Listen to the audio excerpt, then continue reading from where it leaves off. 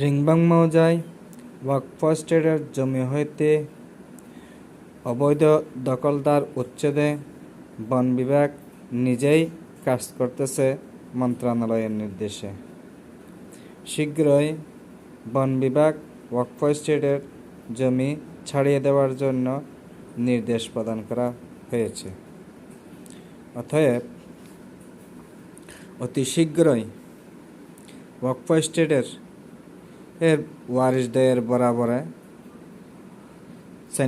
BS সেন্নং হতিয়ান সকল জমি দখলমুক্ত করা, অবৈধ দখলমুক্ত করা হতে যাচ্ছে ইনশাআল্লাহ।